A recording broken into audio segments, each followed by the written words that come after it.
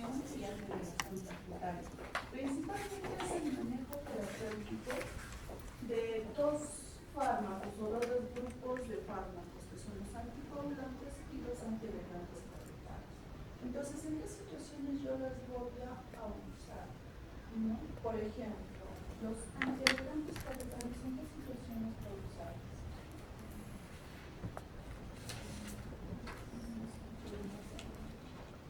Disminución de plaquetas, pero si tienes plaquetas disminuidas, es igual que composición antiagregante estatutario.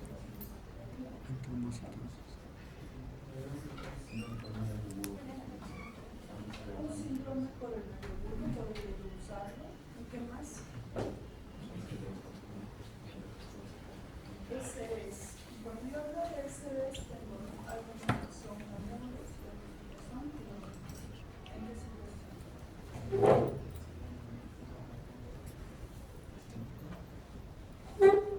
Los abuelos y en caso que sean porque posteriormente la indicación es anticoagulación. En los crónicos, muy difícil, a menos que tenga algún factor más asociado. Okay. ¿En qué situaciones uso anticoagulantes?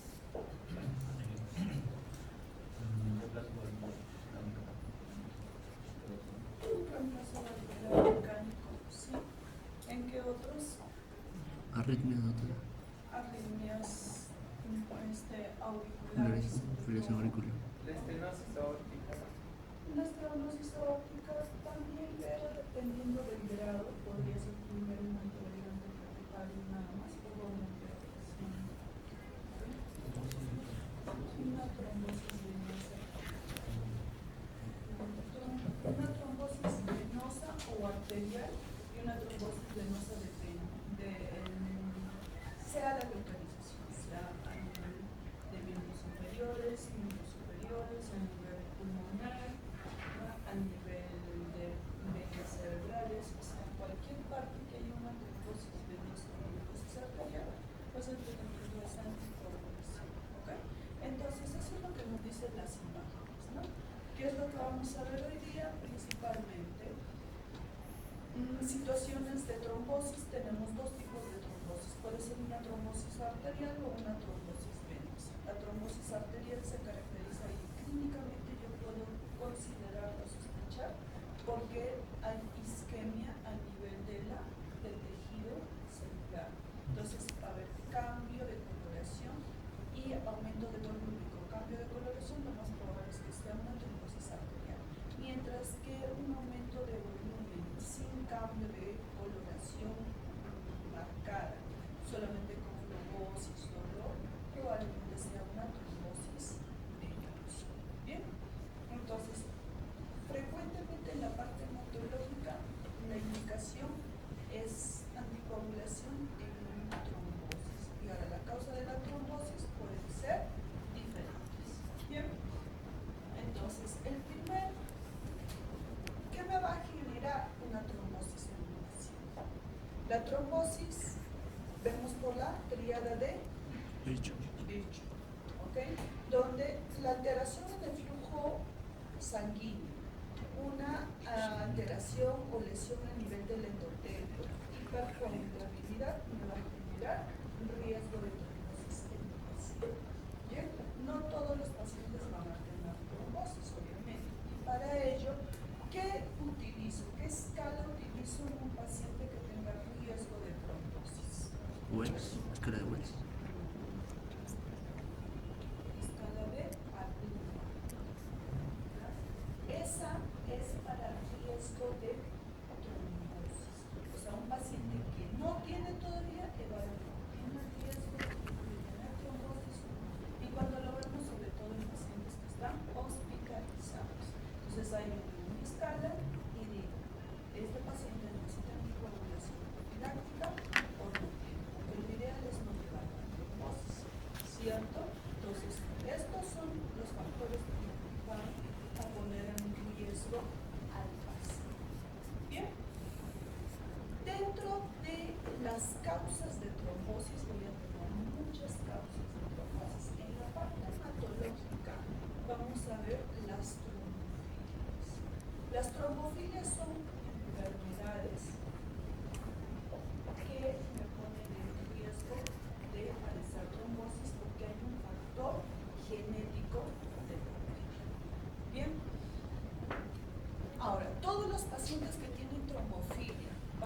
ocasionar trombosis?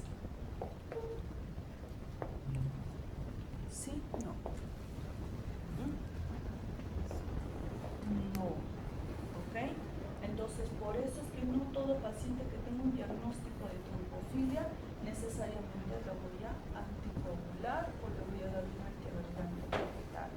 Tiene que haber otros factores externos que van a incrementar el riesgo de trombosis. Ahí puede ser sobrepeso, algunas comorbilidades más, la estasis sanguínea, por ejemplo, por una postración prolongada del paciente, operaciones que me pueden generar el riesgo de generar trombosis. Bien, entonces, cuando yo tengo un paciente con trombosis, eso es vamos a ver, y los que han hecho práctica habrán visto, ¿no? Habrán tenido oportunidad de algunos pacientes que han venido con trombosis. Entonces, paciente ingresa por emergencia, viene por dolor en el miembro inferior izquierdo, más o menos de unos 2 o 3 días, ¿no? Se le revisa y el examen físico y encuentro incrementado el volumen de la pierna izquierda. Aparte muy tensa, muy dolorosa, le hago un examen. ¿Qué signo voy a buscar? ¿Ah? ¿Ya? ¿Otro más? Olo. ¿Ah? Olo. También, ¿hay otro más? Prat. ¿Cómo me dijiste tú? Entonces, cuando yo le hago este examen y me sale positivo, entonces voy a decir que el paciente tiene clínicamente alta sospecha de trombosis. ¿Qué examen de laboratorio le solicito? El dímero D. Y si el dímero D está elevado, entonces tengo posibilidad de un 99%. Hoy en día, ¿qué necesitamos? ¿Qué examen de imágenes necesito? Una ecografía. ¿Qué ecografía? Doble. Una ecografía doble, sea venosa o arterial, dependiendo de mi sospecha, y con eso ya llego al diagnóstico definitivo, la confirmación de qué venas son las que están afectadas. Bien, entonces cuando yo digo, ya el paciente tiene trombosis venosa, no sé, pongamos de vena femoral izquierda. Entonces, digo, ¿me quedo ahí el diagnóstico? No. Entonces digo, ¿cuál es la causa de esta trombosis? Pregunto, ¿no? Veo la edad del paciente, el sexo, y si por ahí no hay ningún antecedente evidente, entonces yo digo, ¿qué tengo que hacer primero? Descartar las causas, las trombofilias primarias en este paciente. Y dentro de las trombofilias primarias tengo las causas congénitas, el déficit de antitrombina, déficit de proteína C, déficit de proteína S, alteración del factor 5 de Leydig, resistencia de la proteína C activada, que está asociada a otras mutaciones, otras mutaciones del factor 5, mutaciones del G20-210A de la protrombina, otras disfibrinogénemias, alteraciones del sistema fibrinolítico, y dentro de los adquiridos tengo la hiperhomocisteinemia, aumento del factor 8, aumento de los factores 9 y 11, resistencia de la proteína C activada adquirida y anticuerpos antifosfolípicos, ¿no? El llamado SAP, síndrome antifosfolípico. Bien, ahora yo voy a sospechar de todo esto en cada paciente que viene con trombosis. Obviamente la clínica me va a ayudar. Cómo encuentro mucosas, cómo encuentro la piel, si encuentro ganglios, si encuentro paresquinomegalia, si encuentro circulación colateral a nivel del abdomen, o si tengo venas visibles como una varicis en miembros inferiores, cómo fue que se generó la trombosis. Algunos, por ejemplo, he tenido casos, ¿no?, de paciente varón de 35 años que va a jugar fútbol, se hace un pequeño estiramiento al momento de patear la pelota y de ahí a la hora ya empieza con el dolor y aumento de volumen.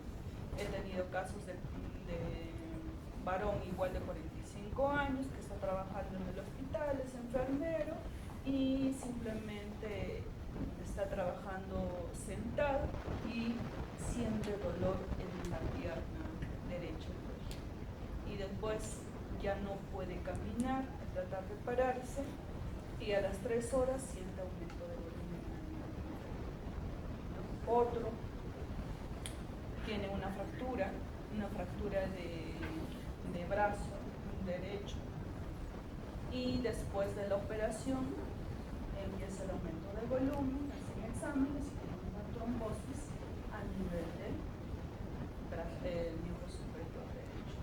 Entonces, dependiendo de cómo se desarrolle, yo voy a considerar. Hay otros pacientes, por ejemplo, tienen una neumonía, está intubado en UCI y de un momento empieza a desaturar a pesar de la intubación y encuentran tromboembolismo pulmonar. Entonces, dependiendo de la situación, yo voy a considerar qué puedo hacer. Por ejemplo, en el joven que hizo estaba jugando fútbol y tiene una trombosis, o del enfermero que estaba sentado y de ahí genera una trombosis en reposo, entonces yo debo de considerar joven, varón, un reposo, casi un reposo, hace trombosis, yo digo, hay un factor probablemente genético. Y yo debo recordarme, según la teoría, cuál es la primera causa de trombosis en varones: deficiencia de antitrombina, proteína C, proteína S. Como cuarto lugar, el SAF, que es bastante raro. Cuarto lugar es resistencia de la proteína C activada adquirida. Y en quinto lugar, el SAF. En cambio, pongamos, tengo una paciente de 23 años que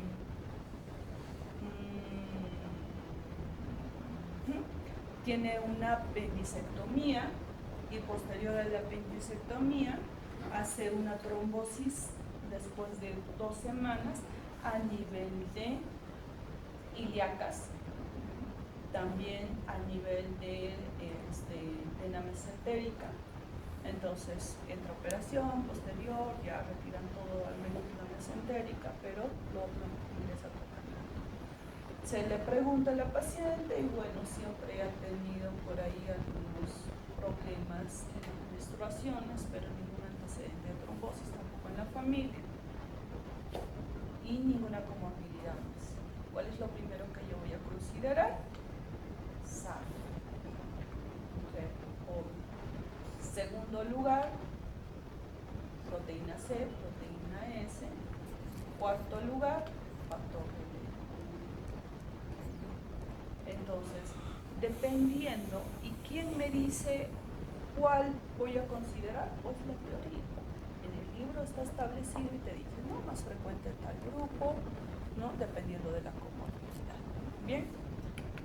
Y tengo los secundarios, las trombosis o las trombofilias secundarias. Y estas pueden ser por anomalías de la coagulación y la fibrinolisis. Puede ser por un proceso de sepsis, neoplasias, embarazo, cuello, intervenciones quirúrgicas mayores, traumatismos, anticonceptivos orales, anomalías plaquetarias como síndrome mieloproliferativos crónicos, el HPN, que es la hemoglobinuria paroxística nocturna, diabetes mellitus, hiperlipemia, anomalías vasculares como éstasis venosa por inmovilización, obesidad, edad avanzada, postoperatorio, síndromes de hiperviscosidad como policitemia, leucemias, drepanocitosis, prótesis valvulares, arteriosclerosis. Entonces, todo este grupo de pacientes mayormente tiene mucho que ver con ¿qué? Con la tríada de Choi. Entonces, ¿y quién es mucho de esto? Yo tengo un paciente diabético que está hospitalizado, tiene 3 semanas de hospitalización porque tiene una sepsis por infección a nivel de la piel, miembros inferiores, porque se ha sedado la piel por la diabetes. Entonces, está 2 o 3 semanas. Ya de por sí tiene la virilidad. Si ustedes cuentan, tiene sepsis, es diabético. Tiene alteraciones a nivel de las venas, porque saben ustedes que en una diabetes va a haber debilidad del endotelio. Entonces todo eso me va a generar esta alteración del flujo sanguíneo por lo tanto mi paciente tiene riesgo de generar trombosis. Por eso es la escala que ustedes deben tener en cuenta, pacientes que están hospitalizados. Algo que nunca deben de olvidarse, si ustedes se dan cuenta, dentro de las secundarias, ¿no? ¿Cuáles son la primera causa de trombosis? Las anomalías de coagulación y la fibrinosis. Después vienen las anomalías plaquetarias y después las anomalías vasculares y reológicas. Y dentro de este grupo, primero las causas sepsis, segundo lugar la neoplasia y también tercero la hemorragia.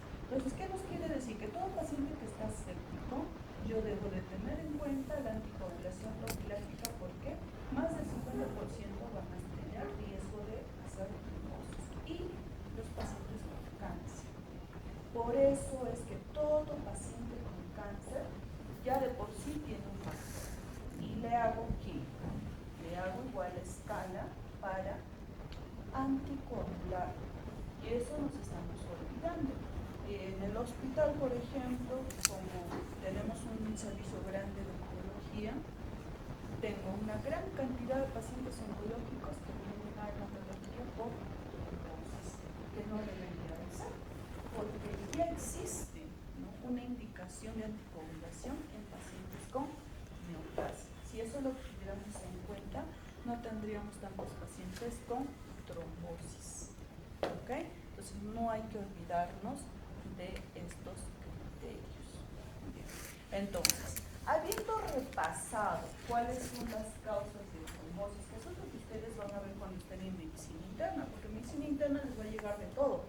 Les va a llegar pacientes sépticos, diabéticos, con cáncer, obesos, ¿no?, con diferentes patologías. Entonces, eso les va a servir a ustedes indicar anticoagulación o antiagregación plaquetaria.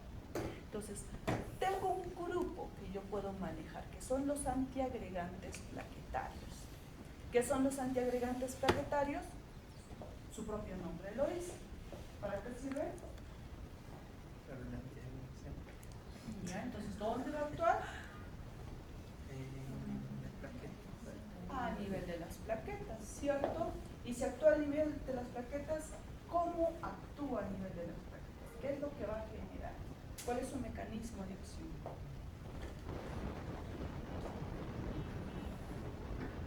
Fácil. ¿Cuál es la función de las plaquetas? ¿Cómo realiza esa hemostasia?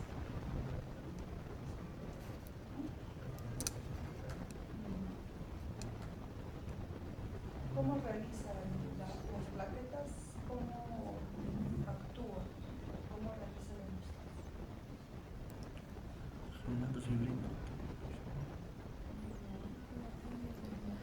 Estamos hablando de las plaquetas, no estamos hablando de los factores de coagulación. La adhesión, la agregación, ¿cierto? Entonces, las plaquetas, ¿cómo me forman, cómo actúan dentro de la hemostasia? Formando el coágulo sanguíneo. ¿Y cómo va a formar el coágulo sanguíneo?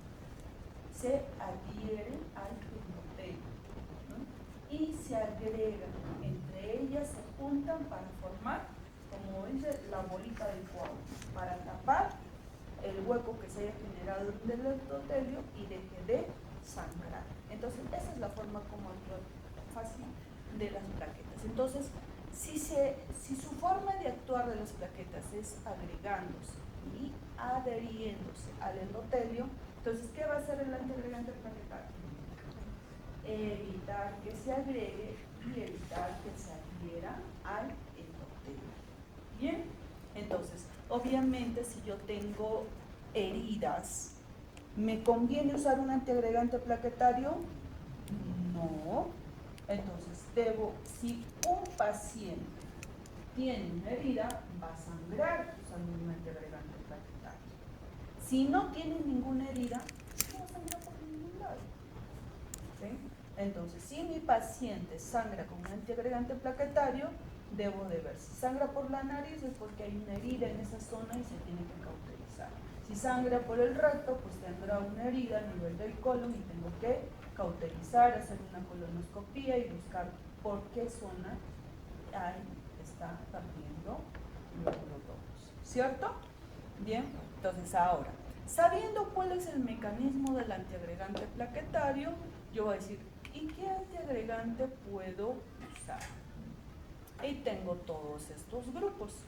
Tengo algunos que van a actuar inhibiendo la síntesis del tromboxano A2, otros que van a bloquear el receptor P2Y12, otros que van a bloquear al receptor 2B3A y otros que van a incrementar la activación de la adenilciclasa. Entonces, si yo tengo pacientes con problemas coronarios, o tengo un infarto de miocardio, o tengo una estenosis por ahí, entonces, por eso es que yo puedo usar hasta 2 o hasta 3 antiagregantes plaquetarios, porque van a actuar de diferente manera para evitar la formación de algún coágulo que se puede generar por el flujo irregular de la sangre. Bien, entonces, ¿cuál es el primer antiagregante plaquetario conocido y que mejor actúa? El ácido acetil salicílico. Y este es el que usamos en gran cantidad. Existen otros antiagregantes, pero como primera opción no las tenemos, a menos que el riesgo de agregación plaquetaria sea baja, pueden utilizar otro antiagregante plaquetario. Pero si el riesgo de agregación plaquetaria es alta, se prefiere usar el ácido acetil salicílico. Bien, también debo recordar que hay algunos AINES que pueden actuar, ¿no?, inhibiendo la síntesis de tromboxano A2, entonces van a actuar como antiagregantes plaquetarios. Entonces, debo tomar cuidado que si uso un antiagregante plaquetario, ver que el paciente no esté usando de manera frecuente un AINE. Es preferible usar otro analgésico u otro para, a veces algunos AINES lo usan principalmente considerando que les va a bajar la fiebre o para el dolor. Tengo la ticlopirina, el clopidogrel, que lo usan mucho en cardiología, el Cazubel, el ticagrelor, el abscisimac, el tirofiban, el tipitabide, el tipiramol y el cilostaxol. Últimamente he estado viendo uso del cilostaxol en Lima sobre todo. También he visto en algunas clínicas el abscisimac que están usando, pero son menos frecuentes, pero hay que conocerlos cuáles son, ¿no? Pero endovenosos, si se dan cuenta, ¿quiénes son? El abscisimac, tirofiban, etifical. Entonces, si está hospitalizado y tiene la opción, podríamos usar, si el paciente no puede tomar, bioral, porque se dan cuenta, toda la mayoría de los demás son bioral, o sea, significa que el paciente tiene que estar consciente o tengo que ponerlo por la sonda nasogástrica. Y si yo tengo endovenoso, obviamente prefiero usar eso. Bien. Ahora, dentro de estos antiagregantes plaquetarios voy a tener algunos que son irreversibles y otros reversibles. ¿Cuál preferiría usar? Si yo estoy en un hospital, tengo el riesgo de que mi paciente sane, puede ingresar a un procedimiento quirúrgico. Entonces, si tengo esas condiciones, preferiría usar un reversible, porque ni bien elimine y tenga el tiempo de vida media del medicamento, por ejemplo, el ticagrelor, que es de 6 a 12 horas, entonces después de 12 horas yo podría ingresar a mi paciente a sala de operaciones sin ningún problema, porque el medicamento se separa de la plaqueta y la plaqueta vuelve a funcionar de manera normal. Mientras que los que son irreversibles se unen las plaquetas y ya no se separan. Entonces, ¿qué significa? Que tengo que esperar el tiempo de vida media de mis plaquetas para que se separe, para que sea eliminado y otro grupo de plaquetas nuevas salga y ya no van a tener la acción de un antiagregante plaquetario y esos son los que me van a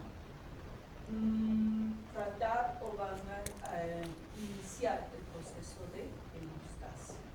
Entonces, por eso yo preferiría un reversible a un irreversible en una hospitalización, mientras mi paciente tenga esa condición de una posibilidad de alguna intervención quirúrgica, un procedimiento que me pueda complicar o no poder hacer. Bien. Dentro de los reversibles, ¿a quiénes tengo? Algunos AINES, voy a tener alticarelor, también tengo al prasugrel y al abscisimab, tirofiban, epifitavide, también al dipiridamol. Entonces son los que puedo usar. Ahora, ¿eso los tenemos? No los tenemos en la ley. Tal vez de forma particular algunos puedan comprarlo, tal vez, pero no lo tenemos a disponibilidad ni en MINSA ni en Salud. Lo que tenemos son los que son irreversibles, lamentablemente. ¿Bien? Por eso es que en la hospitalización, si un paciente necesita antiagregación plaquetaria, debemos de pasarlo a anticoagulación. Y dentro de los anticoagulantes vamos a ver cuál es el que podemos usar. ¿Bien? Esta es una imagen nada más con respecto a los receptores, los que ya habíamos mencionado, las glicoproteínas 2B, 3A, la 1A, 2B, y qué es lo que hace ese receptor, ¿el receptor de qué es? No, por ejemplo, la glicoproteína 2B, 3A, el receptor de fibrinógeno y del factor de von Willebrand. Entonces, si yo bloqueo esta glicoproteína con un antiagregante plaquetario, ¿qué va a pasar? Que también no va a haber agregación o funcionamiento del factor de von Willebrand. Y si esto no actúa, también el siguiente, ¿quién va a ser afectado? El factor 8. Por lo tanto, también va a haber problemas de coagulación. Entonces, dependiendo del receptor afectado, voy a tener otras que me puede ayudar, ¿no? Una anticoagulación más, o me puede complicar al paciente. Principalmente, ¿en qué patologías está indicado un antiagregante plaquetario? Puede ser como profilaxis primaria o profilaxis secundaria. Tengo en profilaxis primaria en enfermedades coronarias, diabetes tipo 2, ¿no? Muchos pacientes se dan cuenta, no usan antiagregante plaquetario los diabéticos, pero está indicado. También en enfermedades mieloproliferativas como policitemia vera y trombocitemia esencial. En caso de hematología, nosotros tenemos estos pacientes usan ácido acetilsalicílico de forma permanente, que tenemos la medicación que les damos, a menos que les demos tratamiento. Si ya está con un leuco, en este caso con un reductor, entonces, y llevamos los valores al nivel o rangos referenciales normales, ya podemos dejar de usar un antiagregante plaquetario, pero mientras no tenga reducción de su valor, por ejemplo, en la trombocitemia esencial, que son las plaquetas. Si yo tengo plaquetas de 800.000, 900.000, ¿qué debería usar? Un antiagregante plaquetario. Pero si ya uso, en este caso, por ejemplo, nosotros usamos la hidroxicarbamida y llegamos a niveles de 200, 300.000 plaquetas, que son rangos normales, podemos dejar de usar un antiagregante plaquetario y simplemente la hidroxicarbamida. El riesgo de trombosis es bajísimo y el riesgo de hemorragia digestiva alta por usar de forma prolongada el ácido acetilsalicílico es más alto. Entonces, riesgo de trombosis, riesgo de sangrado, ¿cuál es más alto? Es esto. Entonces, no uso antiagregante plaquetario. ¿Ven?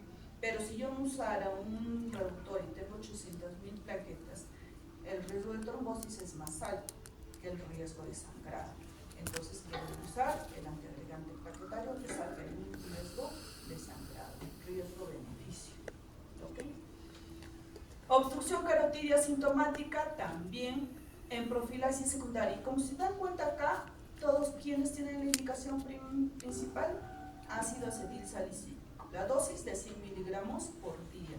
Y en casos de obstrucción carotidia sintomática, que es manejado obviamente por los cardiólogos, pueden optar por clopidogrel porque han visto que también tiene una buena antiagregación plaquetaria en esta patología. Profilaxis secundaria. Tengo el síndrome coronario agudo con o sin elevación de CT, enfermedad coronaria crónica estable, los que se le ha colocado estén convencional, un estén farmacoactivo, también en SBs isquémicos de causa cardioembólica o no cardioembólico, en el cual está contraindicado la anticoagulación, porque recordemos que la anticoagulación es primaria en estos pacientes. arteriopatía periférica, estenosis carotidia, fibrilación auricular, que también deberían tener anticoagulación, pero que está contraindicada. Y si se dan cuenta también, ¿cuál es la primera indicación? El ácido acetilsalicílico. Algunos, primero, doble antiagregación plaquetaria, como el síndrome coronario agudo con o sin elevación de CT, donde indica doble antiagregación plaquetaria, con clopidogrel a 75 miligramos por día por 12 meses. Posterior a ello, simplemente se deja con ácido acetilsalicílico igual a 100 miligramos por día. También tengo igual en convencional y fármaco activo, doble antiagregación. Ahí puede usar, la recomendación es con clopidogrel o también con ticagrelor, que puede ser usado. Igual, posterior a ello, ácido acetilsalicílico. Entonces, en todos, la indicación principal es el ácido acetilsalicílico porque es el mejor antiagregante plaquetario que puede ir acompañado de otro. ¿Bien? Voy a tener, debo recordar que un antiagregante plaquetario no tiene antídoto. ¿Ok? Entonces, si es irreversible, debo esperar el tiempo de vida media de las plaquetas para poder hacer un procedimiento quirúrgico. ¿Cuánto es más o menos el tiempo de vida de una plaqueta?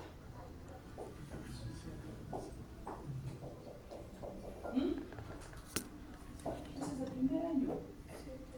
¿Cuánto vive una plaqueta? ¿Nada? ¿Cuántos? ¿120 días? 120 días son los nódulos rojos. 7 a 9. De 7 a 9 días. ¿Ok? Entonces, debo de esperar. Ahora, vamos un dato de que las plaquetas más o menos se renuevan un 25% por día. ¿Ok? Un 25% de las plaquetas se va sustituyendo diariamente. Entonces, yo necesito para una adecuada hemostasia más o menos más del 50% de plaquetas.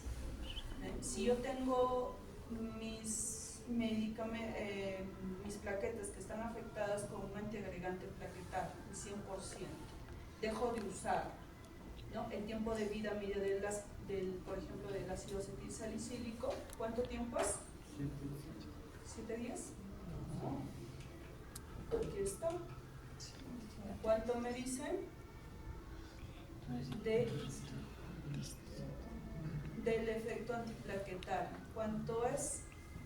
El pico de acción, la vida media es de 15 a 20 minutos. Duración del efecto antiagregante plaquetario, 7 días. ¿Por qué ponen 7 días? Si acá me dice vida media de 15 a 20 minutos y la duración del efecto antiagregante plaquetario, 7 días.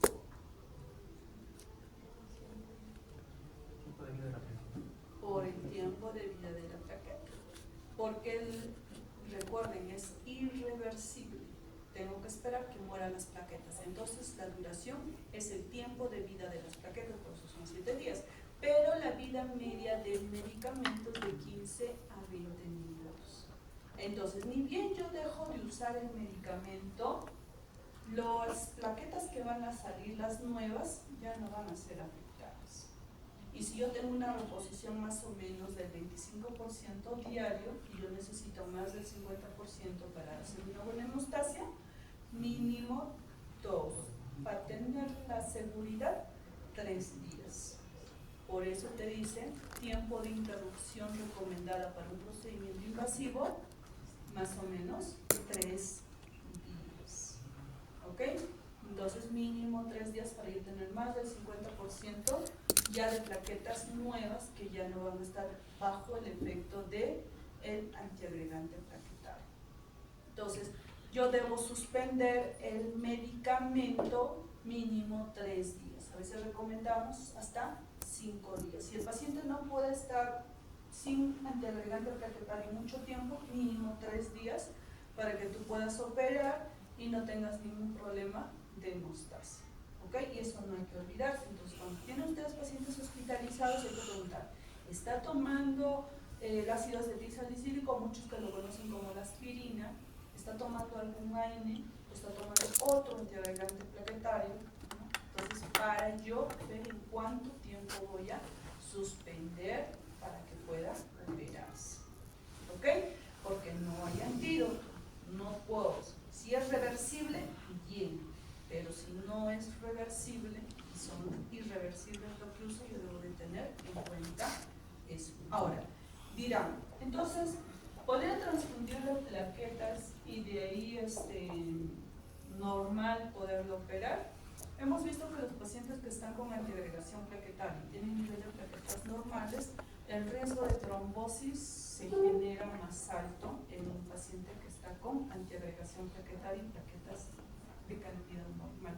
Hay más riesgo de trombosis que tratar de frenar el sangrado. Por eso es que no lo usamos, pero riesgo-beneficio. El paciente está sangrando, pues le meto plaquetas. ¿Bien? Pero por la cantidad más lo otro, yo puedo generar trombosis más que ayudarle. Entonces no está muy indicado, pero situaciones X sí los podemos usar. Obviamente, sobre todo, si un paciente está con antiagregación plaquetaria, yo digo ya 3 días le suspendo el mínimo, pero hay que recordar que hay zonas que son más sangrantes, ¿ok? Donde el mínimo sangrado puede generarte complicaciones graves en el paciente a nivel intracraneal, a nivel del canal medular, una laminectomía, segmento posterior del ojo, biopsia renal o hepática. O procedimientos usualmente no sangrantes, excepto cuando se realizan en cercanía de antitrombóticos. O sea, los días han sido muy cortos de la suspensión, implante de marcapaso, polipectomía endoscópica, biopsia prostática transrectal, broncoscopía.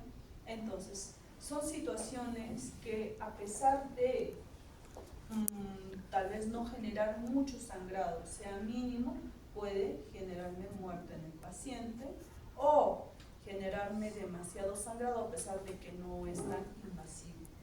Entonces, situaciones como esta, lo ideal es suspender 5 días antes el antiagregante plaquetario. Así yo tengo casi el 100% de mis plaquetas que van a actuar en el proceso de hemostasia. ¿Okay? Hay situaciones en las que yo digo, pacientes tienen ya de por sí un problema de coagulación, o sea, tiene una enfermedad hemorrágica. ¿Cuáles son? El factor hemofilia A, hemofilia B. Hemofilia A es los que tienen afectado el factor 8. Hemofilia B, los que tienen afectado el factor 9. Y también tengo la enfermedad de von Willebrand. Entonces digo, pero si estos ya sangran, ¿para qué necesito anticoagularlo, antiagregarlo, usar un antiagregante plaquetario? ¿Cierto? No del todo. Porque yo tengo niveles de hemofilia, ¿no? Tengo el leve, moderado y severo. Entonces, ¿cuándo yo sé si es leve, moderado o severo? Dependiendo del nivel del factor, sea 8, factor 9 o del factor de von Willebrand. Si, ejemplo, en el factor 8, factor 9, tiene más del 5%, entonces esto es leve. Si está entre el 1 y 5% es moderado, menos del 1% es severo, o sea, hemofilia severa. Entonces, ¿qué me dice la guía? La guía me dice que si el factor 8 o 9 está más del 5%, puedo usar bajas dosis de aspirina si el paciente requiere antiagregación plaquetaria. En cambio, si está entre el 1 y 5%, que es una hemofilia moderada, va a evaluarse el riesgo de trombosis contra el riesgo de sangrado. Entonces, para eso utilizo mi escala y me indica si tienen más riesgo de trombosis. Y puedo usar, y la dosis va a depender de la edad, de las comorbilidades, o sea, hay que evaluar mucho en esa situación. Entonces, ¿quién decide si se antiagrega el paciente o no? En cierta manera, si necesitan una evaluación hematológica para que les indiquen si necesitan antiagregación o no. Si el factor es menos del 1%, ahí sí está totalmente contraindicado, no necesita antiagregación plaquetaria, ¿ok? Lo mismo sucede en el factor de von Willebrand, es lo mismo. Si es leve, la misma indicación. Si es moderada, la misma indicación. Y si es severa, pues es la misma indicación. ¿Bien? Entonces, eso es correspondiente. Es correspondiente a los antiagregantes plaquetarios. Eso es correspondiente a los antiagregantes plaquetarios. ¿Alguna pregunta hasta ahí? ¿No? ¿Están despiertos? ¿Están moviendo? Okay. Los anticoagulantes. Los anticoagulantes vamos a tener de diferentes tipos. Vamos a tener anticoagulantes de diferentes tipos. Vamos a tener a las heparinas, vamos a tener a los anticomarínicos y al otro grupo que son los antifactor 10 y antifactor 2.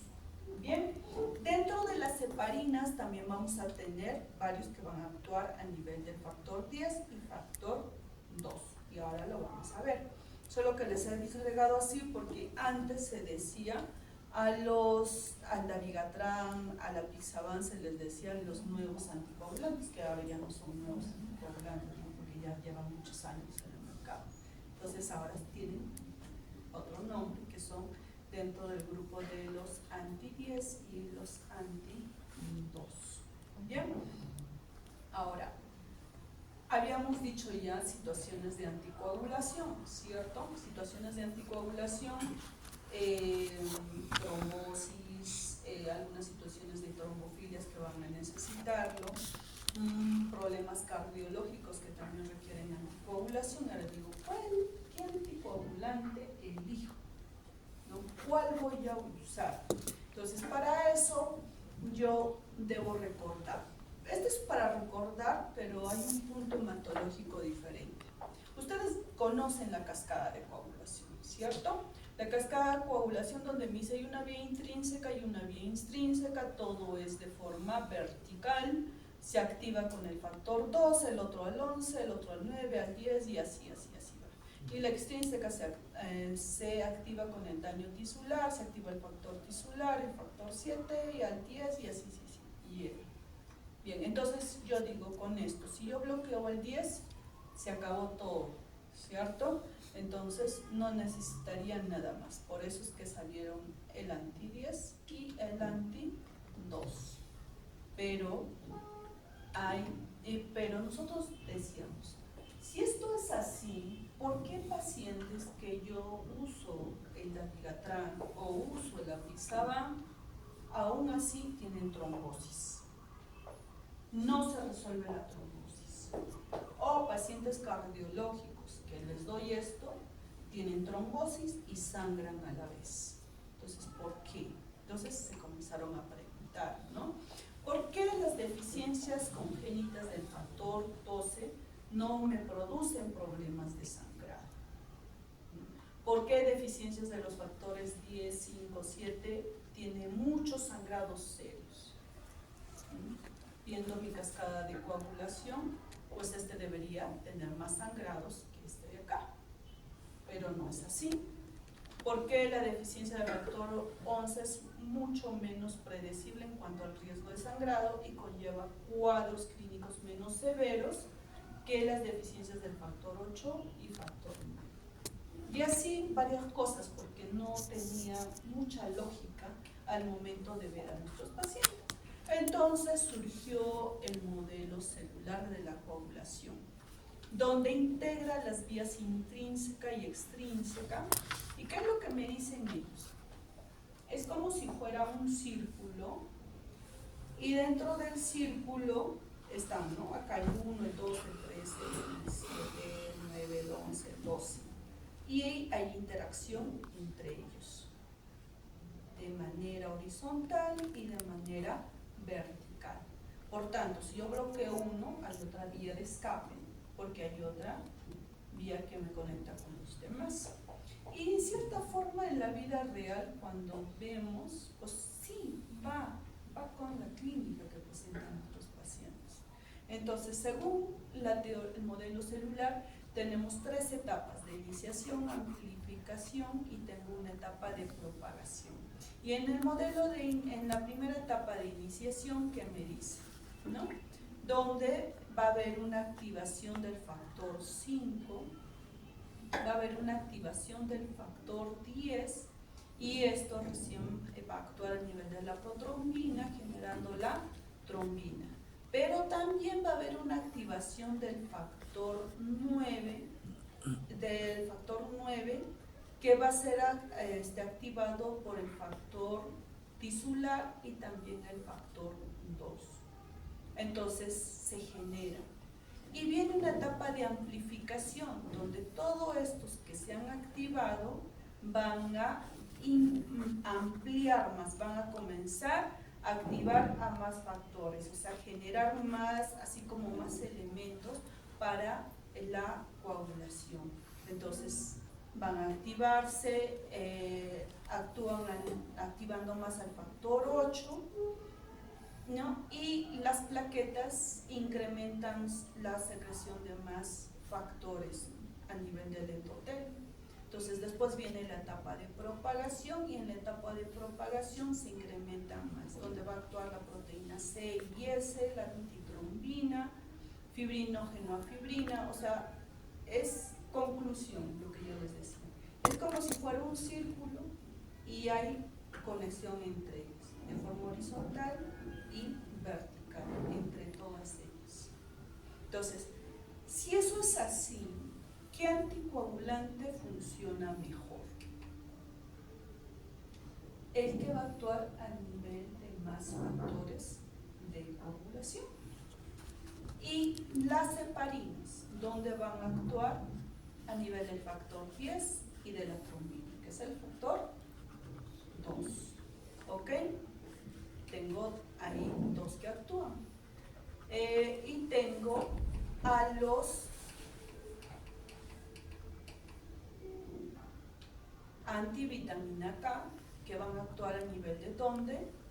Del factor 2, factor 7, factor 9 y factor 10. También actúan a nivel de proteína C y proteína S. Entonces, cubren más del 50% de la anticoagulación. Mientras que mis anticoagulantes de los otros tipos, rivaroxaban, apixaban, betrixaban, ¿no? Y fondaparinux, actúan solo a nivel del factor 10 y dabigatran al nivel del factor 2.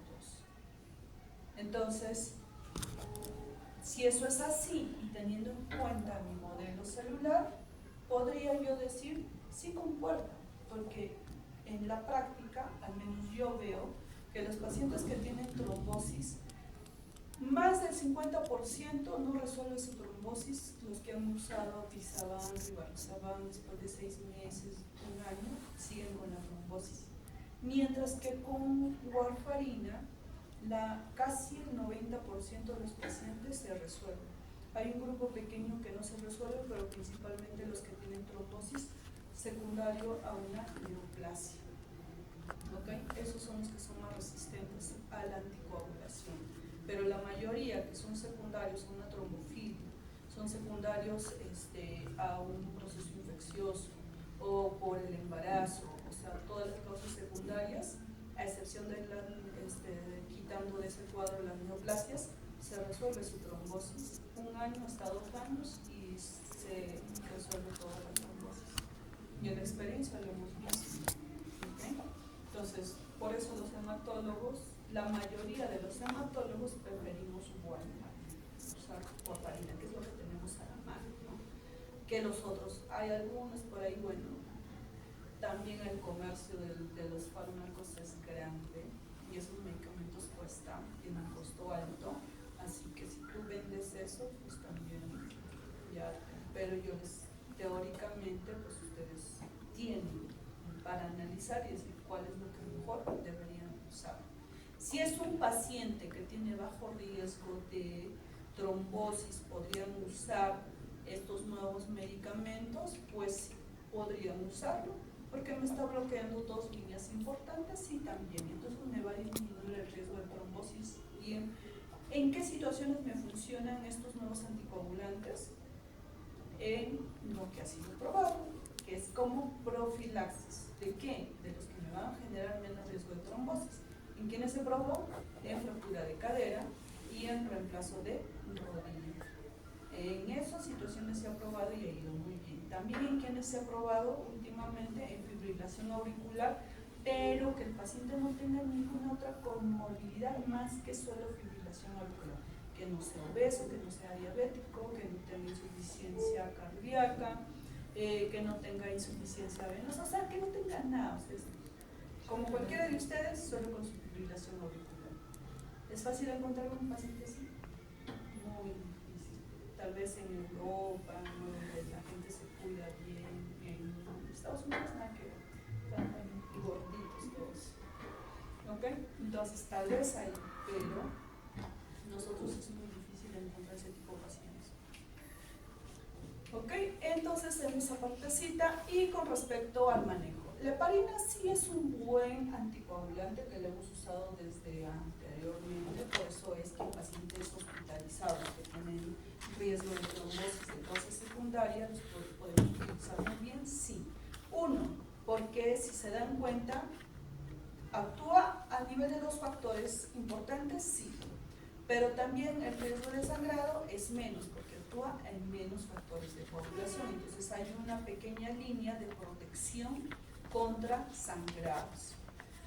Lo otro, su tiempo de vida media, que es más o menos de 6 a 12 horas. Por tanto, yo puedo suspender el medicamento 12 horas antes y entrar a un procedimiento quirúrgico. Por eso es que en hospitalización preferimos usar las heparinas. Ahora yo tengo la heparina fraccionada y las de bajo peso molecular. ¿La heparina fraccionada puedo utilizarlo también subcutáneo? Sí, también puedo usarlo. La indicación es más o menos de 5.000 unidades subcutáneos cada 24 horas o cada 12 horas en situaciones que yo no tenga la de bajo peso molecular.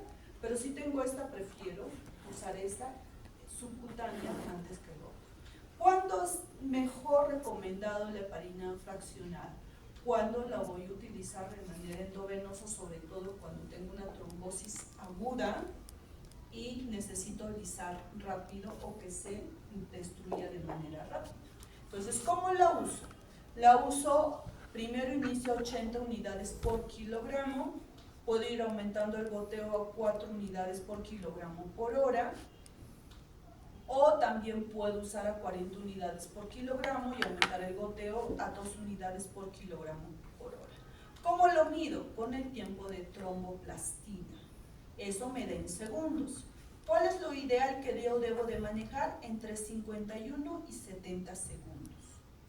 Entonces, ese es el nivel de anticoagulación en el cual no hay riesgo de sangrado y también va alisando la trombosis. Si está más, disminuyo. Si está menos, aumento el goteo según como me indica aquí para tener el control.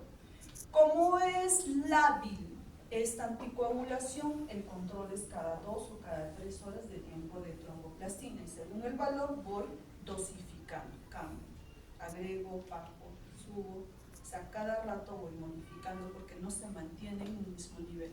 Por lo tanto, como yo debo hacer controles cada 2 o 3 horas en 24 horas, mientras esté usando este tipo de anticoagulación, debe ser en una zona donde haya un médico de forma permanente. Por eso es que esto solo se recomienda usarlo en UCI o en emergencia donde el médico está 24 horas. ¿Ok? Porque eso no puede ser manejado por la enfermera, sino por el médico. Las heparinas de bajo peso molecular voy a tener diferentes tipos. Tengo la enoxaparina, la dalteparina, la tinzaparina, bemiparina, la nadroparina. ¿Cuál es lo que yo tengo a la mano? La enoxaparina. ¿Okay? Ya aquí tienen las otras indicaciones de cómo se usa, entonces cuando ustedes tengan alguno, pues ya tienen formas de cómo lo van a usar. Pero el que usamos es la enoxaparina. ¿Cuál es la indicación? Si el riesgo de trombosis es bajo, puedo usar solo 20 miligramos por día subcutáneo. Si el riesgo de trombosis es alto, a 40 miligramos por día. Y en caso el paciente requiera tratamiento, por ejemplo, tiene fibrilación auricular, tiene una prótesis mecánica, tiene una trombofilia, como sabe que ya tiene criterios de anticoagulación, o tiene por ahí una proteína C o S que también disminuida, que también tiene criterios de anticoagulación. Entonces ahí yo uso la dosis terapéutica, que es a 1 miligramo por kilogramo cada 12 horas. Ahora, también en riesgo de trombosis alto, también se puede usar a 1 miligramo por kilogramo por día. Puede ser de 40 a 1 miligramo por kilogramo por día. ¿Cuándo uso 40 miligramos? Mayormente en pacientes adultos mayores, porque su riesgo de sangrado también es alto, por eso uso esa dosis. Pero si es un paciente estable, joven o adulto que está en buenas condiciones, entonces puedo usar a 1 miligramo por kilogramo por día. ¿Ok? Entonces, esas son las indicaciones. Como les digo, es fácil de suspender. Por eso, paciente que está anticoagulado con warfarina, en la hospitalización, al menos siempre dejamos la indicación de pasar a enoxaparina, por la posibilidad de un procedimiento quirúrgico, una endoscopía, una biopsia por ahí que puedan hacer.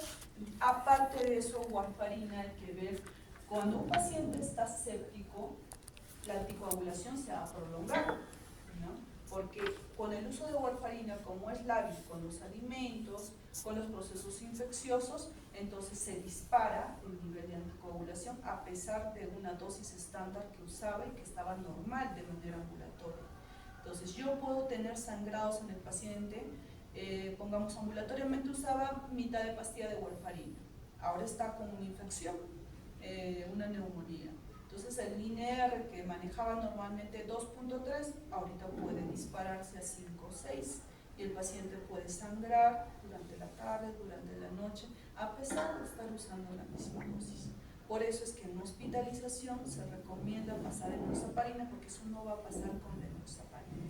Le doy la dosis estándar por su peso, teniendo las indicaciones. Ese paciente no va a sangrar, a menos que tenga una herida abierta por ahí, algún vaso abierto, que con cualquier anticoagulante sí o sí va a sangrar. ¿Okay? Si un paciente con enoxaparina, la dosis adecuada, estás cumpliendo, sangra, es porque tiene una herida por ahí que necesita cauterización, ¿no? O necesita eso siempre hay que pensar. No es porque le dimos la dosis de enoxaparina, tal vez para él es menos, no. Si tú le estás dando la dosis adecuada y sangra, no es el anticoagulante, hay una herida que hay que buscar qué es. ¿Bien? Entonces, ahora, el Fondaparinux es otro que se puede usar también como un profiláctico en hospitalización, porque también tiene una buena cobertura anticoagulante en profilaxis. ¿Y cuál es la indicación? ¿Por qué lo pongo? Porque este llegó con el COVID, ¿no? Y se quedó ya cuando llegó. Y lo tenemos en el mercado. Entonces, ¿cuál es la indicación? Me dice que para prevenir trombosis, debo usar 2.5 miligramos por día, ¿ok? En cambio, si el paciente ya tiene trombosis, ¿no? O tiene sea trombosis profunda o pulmonar, debo darle 5 miligramos por día en pacientes que tienen menos de 50 kilos y 7.5 miligramos por día en pacientes que tienen más de 50 kilos. Esa es la indicación. Y como ven acá, el rivaroxaban, el dabigatran, en quienes fue probado en reemplazo de cadera y de rodilla. ¿Cuál es la indicación? Rivaroxaban de 10 miligramos por día por 14 días en cirugía de rodilla o 35 días en cirugía de cadera. Y dabigatran de 220 miligramos por día por 14 días en cirugía de rodilla. ¿Ven? Eso fue el principal primer estudio que se hizo con esos medicamentos. Al final, yo voy a tener indicaciones o contraindicaciones. ¿Por qué? Porque el Rivarox, el Dabigatran, ¿por dónde va a excretarse? A nivel renal. Rivaroxaban a nivel renal, Apixaban a nivel fecal y Edoxaban a nivel renal. Entonces, si hay compromiso o falla renal o hay un compromiso hepático, están contraindicados su uso. Ejemplo, por estudios hay contraindicación de uso de Rivaroxaban y Edoxaban si hay deterioro moderado o severo de la función hepática, y Apixaban si hay deterioro severo de la función hepática. Mientras que los antivitamina K, como tengo un examen de control, ¿cuál es el examen con el que yo doso la warfarina? INR. INR. El INR justo fue creado para poder yo evaluar la anticoagulación con la warfarina. Y la mayoría de las patologías que requieren anticoagulación, el rango de anticoagulación que deben manejar, ¿cuánto es? 2 o 3. No. De 2 a 3 son la mayoría. Hay excepción, que ahora vamos a ver cuál es la excepción, pero todas las patologías es de 2 a 3. ¿Y cómo veo eso? Con el INR. Entonces, mientras yo maneje esos rangos de anticoagulación, el paciente no va a tener más complicaciones renales o más riesgo de sangrado por el hecho de que el medicamento esté circulando más tiempo. Porque aunque circule más tiempo, mi INR es el que me va a ayudar a controlar y yo bajo dosis mientras que yo mantenga en esos rangos. ¿Ven? Entonces, por eso, aunque tenga falla renal o falla hepática, ¿cuál sigue siendo el anticoagulante de elección? Vitamina K. Un antivitamina K. ¿Ok?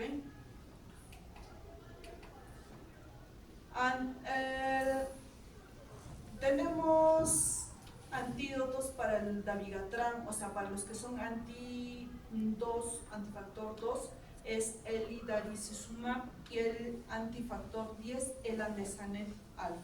Son carísimos, pero bueno, lo bueno es que hay anticoagulantes.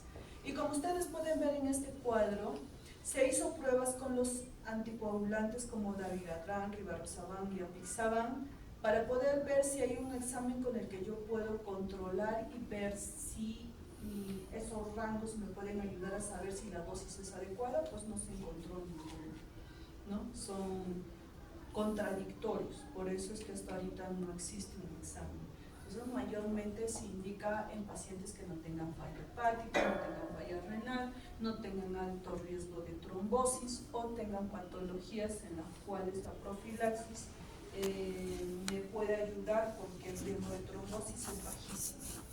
Entonces, hay pacientes. Hoy en día, de todas maneras, hay muchos médicos que están indicando estos medicamentos. Lo veo, ¿no?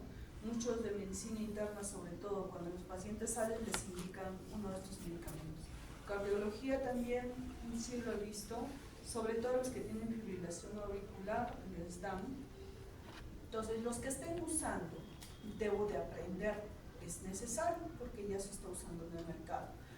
Es importante saber cuándo voy a suspender este anticoagulante para que ingrese a sala.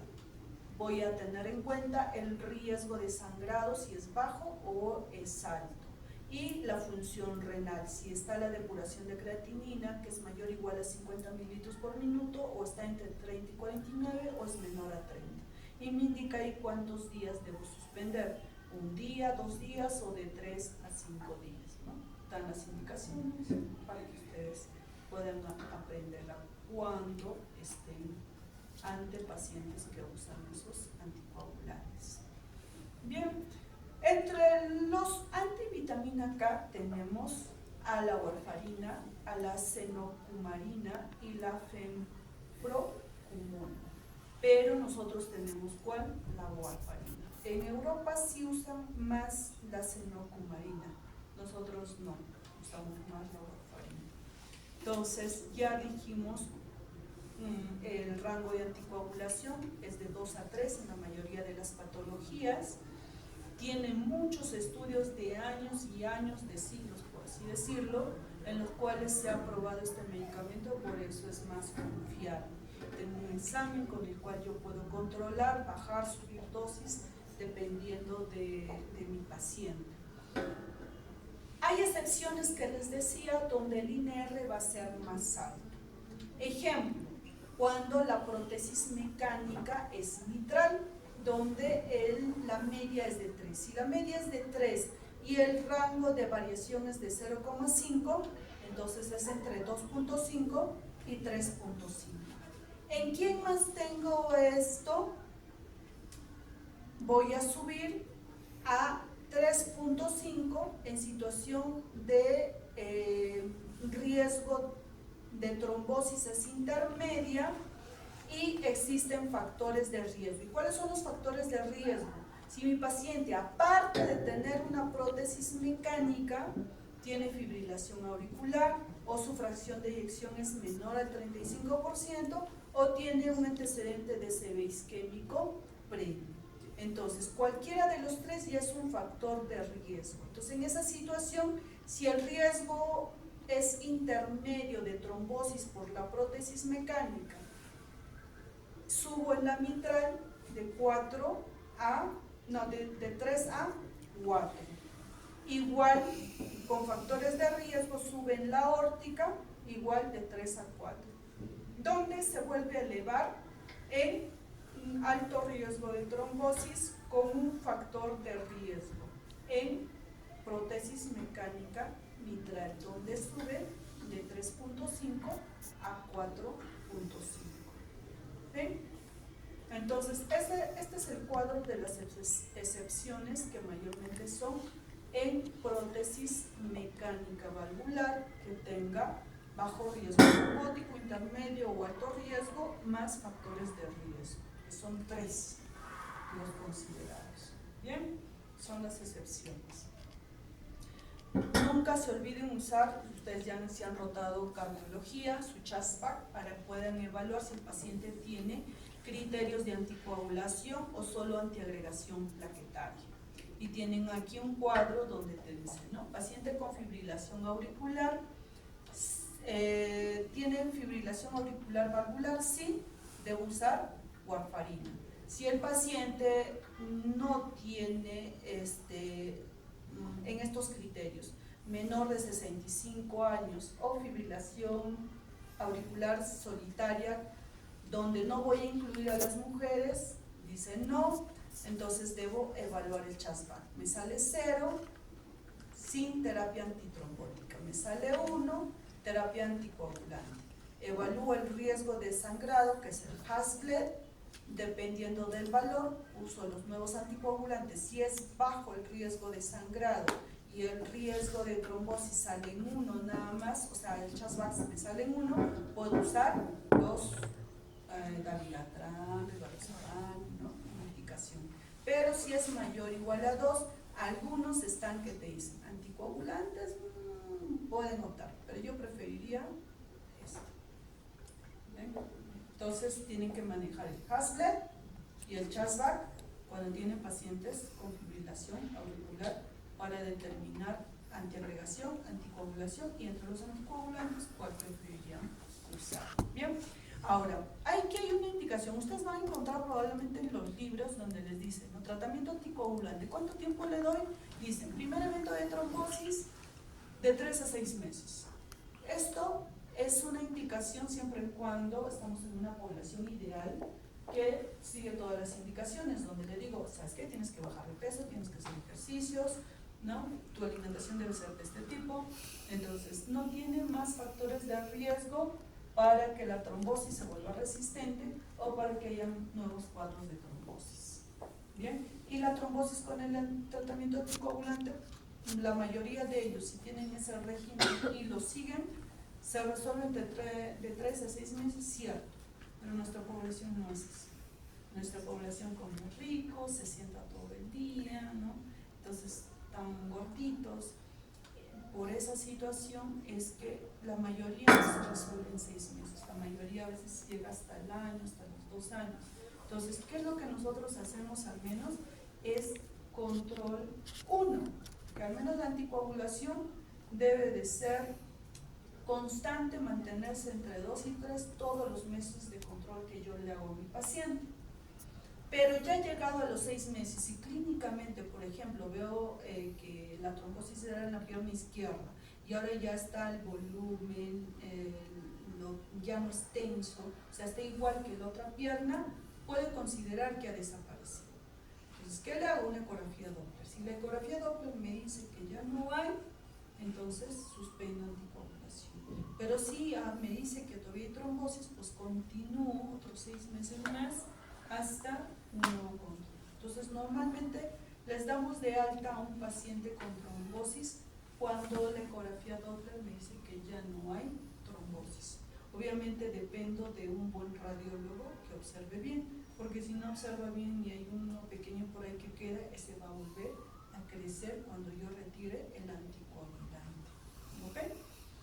Entonces, en general no, debería resolverse en 6 meses, pero la mayoría de nuestros casos en nuestra población no sucede eso. Entonces yo les sugiero que cuando ustedes tengan pacientes con trombosis,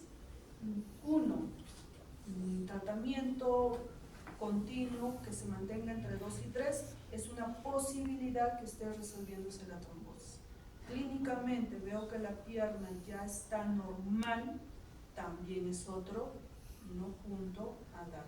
El dímero D me dice, si está normal, que ya desapareció la trombosis, no necesariamente, porque hay muchas situaciones donde el dímero D puede estar normal y aún tiene trombosis. O puede que el dímero D aparentemente esté ligeramente elevado, pero puede que ya no tenga trombosis, porque recordemos que el dímero D se puede elevar en otras situaciones, no solo trombosis. Obviamente se eleva más en trombosis aguda, en un proceso agudo, pero también se puede elevar en situaciones de infecciones, otros procesos inflamatorios sistémicos secundarios a enfermedades autoinmunes, o también por cáncer, también se puede elevar sin aún tener trombosis. ¿Ok? Entonces, para retirar o decir ya no hay trombosis, el dímero D no me sirve. Para diagnosticar sí me puede ayudar a tener una posibilidad alta de que sea una trombosis. ¿Bien? Y los trombolíticos. ¿Cuáles son los trombolíticos que se usan? La streptocinasa, la angioplasa y la telencaplasa. La dosis de 1000 unidades en una hora, la primera, el otro 100 miligramos en 90 minutos y el otro de 0.53 miligramos por kilogramo en bolio que se coloca. ¿Ok? Entonces, ¿en qué situaciones voy a usarlo? Principalmente me indican, ¿no? Hay ictus isquémico agudo con una evolución menor a 3 horas. En trombosis venosa profunda, que principalmente se da en extremidades, está indicado no mucho. ¿Por qué? Porque el riesgo de que esta trombosis que se rompe pueda trasladarse a nivel pulmonar o a nivel renal es alto. Entonces yo puedo producir falla renal aguda o un tromboembolismo pulmonar que no tenía el paciente, o por ahí puedo producir una trombosis cerebral. Entonces por eso es que no está indicado, ¿no? Riesgo-beneficio por ahí que me comprometa algo podría usarse, pero mayormente no está indicado la trombolisis en esas situaciones. Entonces, yo debo de saber en qué situaciones yo realizo la trombolisis. Entonces, tengo un cuadro donde me da contraindicaciones absolutas, mayores y menores. Principalmente yo puedo usar en situaciones menores, la contraindicación es menos. Entonces, ahí tengo traumatismo menor reciente, tengo una endocarditis bacteriana, en casos de que haya defectos hemostáticos, embarazo, retinopatía diabética hemorrágica, tratamiento anticoagulante oral. Entonces, en esas situaciones yo podría usarlos. Mayores, voy a evaluar el riesgo de que no haga la trombolisis con el riesgo de sangrado o complicación del paciente. Tengo que evaluarlo. Y aquí obviamente que ya no puedo hacer. Bien, entonces esto también es importante porque cuando ustedes, los que quieran ser usiólogos, están en emergencia, porque ustedes van a hacer emergencia cuando sean internos, residentes, entonces tienen que saber en qué situación hago trombolysis o no lo hago. Bien, por eso tienen que tener en cuenta estos criterios. Listo, y con eso hemos terminado.